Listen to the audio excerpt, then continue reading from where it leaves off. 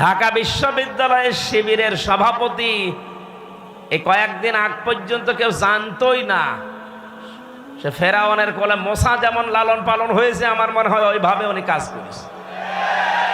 তারে তো এ দেশের প্রতিটি জনগণের অন্তত সংবর্ধনা দেওয়ার দরকার ছিল এই কৌশল অবলম্বন করার কারণে।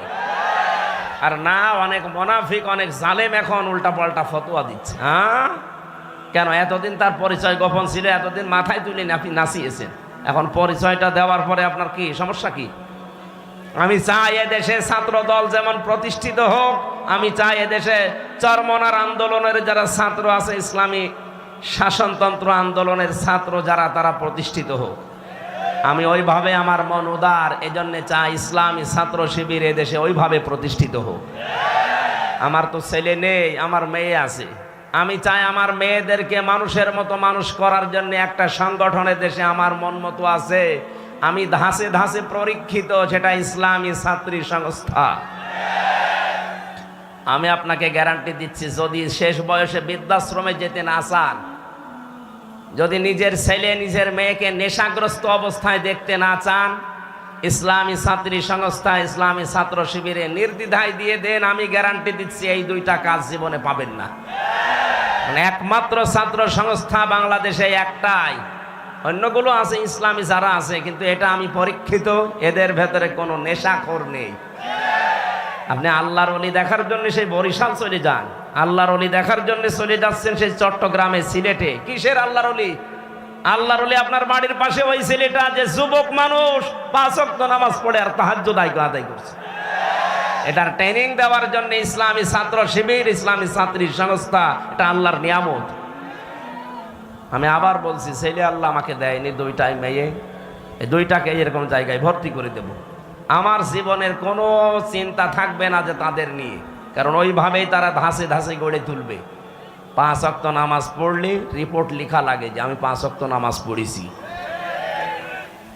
আমি পরীক্ষিত এই কারণে বলছি, কয়েকদিন আগে আমার একটা শপথ ছিল, কিন্তু হয়নি। 120টার উপরে আমরা প্রশ্ন দিয়েছিল, পারিবারিক জীবন সম্পর্কে 20টার উপরে। আমি সারা দেশে কোরআনের ওয়াজ করে বেড়াই, অথচ আমি এ পরীক্ষায় পাশ করতে পারলাম না, আমার সিরিয়াল আবার পেছিয়ে দিয়েছে। তাহলে যারা পাশ করেছে, ওরা যদি সত্যিই পাশ করে থাকে, তারা কোন ধাঁচের মানুষ আপনি টের পাচ্ছেন না?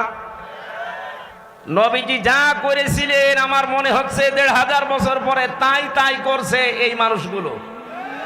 এমনি এমনি আল্লাহ একেবারে সহজে বিজয় দিয়ে দিল। এর ভেতরে কত ঘাম, কত রক্ত, কত কৌশল, কত বুদ্ধি আপনি টের পাচ্ছেন? 15.5 বছর বহু চেষ্টা হয়েছে, কিচ্ছু হয়নি।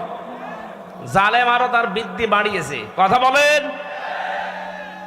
বিশ্ব নবী জানালেন, তোমরা পায়খানা কম বানাবা আর চুলা বেশি বানাবা। ওই সময় আবু জেহেল তো আগেই মারা গেছে বদরে। মক্কা বিজয়ের সময় বেঁচে ছিল, কাফেরদের যে নেতৃত্বে ছিল এই লোকটার নাম আবু সুফিয়ান। খুব কৌশল বস্তু। রাতের বেলা গোয়েন্দাদেরকে 4 জনকে পাঠিয়েছে, যা তো দেখ মোহাম্মদ এসেছে নাকি মক্কা বিজয় করার জন্যে, লোকজন কেমন আছে এটা একটু দেখে আয়। ওরা রাতের বেলা একটু হাফসা হাফসা দেখে, পাহাড়ের পাদদেশ থেকে তাকিয়ে দেখছে মানুষ আর কয়জন তো জানে না, তাঁবুর ভেতরে শুধু চুলা গুনতেছে। রান্নাঘর 1 2 3 4, মানে এক একজন মানুষ বানিয়েছে 8টা 10টা করে। 10,000 মানুষ যদি 5টা করেও বানায়, বলেন কত? এই 50,000 গুনতে গুনতে ওদের রাত হয়ে গেছে, রাত 12টা 1টা। একটা কাজ হলো, 5 চুলা যদি এত হয়তো মানুষ কত আছে ও গুনে শেষ করা যাবে না, চল নেতারে বলি। নেতারা এসে বলছে যে কি মানুষের পরিমাণ আমরা জানি না, তাঁবুর ভেতরে কত কি আছে, খালি চুলা গুলিছি। রান্নাঘর গণনা করতে করতে রাত প্রায় অর্ধেক হয়ে গেছে, আমরা চলে আসলাম। মানুষের হিসাব আমরা জানি না। ধমক দিয়ে বলছে, পাঠালাম তোদের মানুষ গণনা করতে, তোরা চুলা গুনলি, তোদের দিয়ে হবে না। আরো নতুন 4 জনকে ভোরবেলার দিকে পাঠিয়েছে, যা এবার দেখ। নবী যে জানিয়েছিলেন পায়খানা কম বানাবা, আর এ রাতে যেহেতু এ কাজে সবার যাওয়া লাগে, প্রাকৃতিক প্রয়োজন, এক একটা পায়খানার সামনে দাঁড়িয়ে আছে 200 500 700 করে। ওরা গণনা করছে লাইন, 4-5 লাইন গণনার পরে চিন্তা করছে এ তো কয়েক হাজার হয়ে গেল, আর তাঁবুর ভেতরে যে কত আছে ও আল্লাহ জানে, দরকার নেই। যে বলছে কত মানুষ আছে গণনা করতে পারেনি, কিন্তু পায়খানার সামনে যে লাইন, 4-5 লাইন গোনার পরে আমাদের আর সহ্য হয়নি, চলে এসেছি। গণনা করতে পাঠালাম কি, আর তোরা গুনলি কি? তোদের দিয়ে হবে না, আমি নিজে একা যাব। সকালবেলা গেছি, রোদ পড়ছে যখন, চিকচিক করে তরবারির উপরে 10,000 মানুষ দাঁড়িয়ে আছে সকালবেলা। হযরতে আব্বাস রাদিয়াল্লাহু তাআলা আনহু আসছিলেন এই দৃশ্য দেখার জন্য। পাহাড়ের পাদদেশে দাঁড়িয়ে আবু সুফিয়ান তাকিয়ে দৃশ্য দেখে হযরত আব্বাসকে দেখতে পেলেন।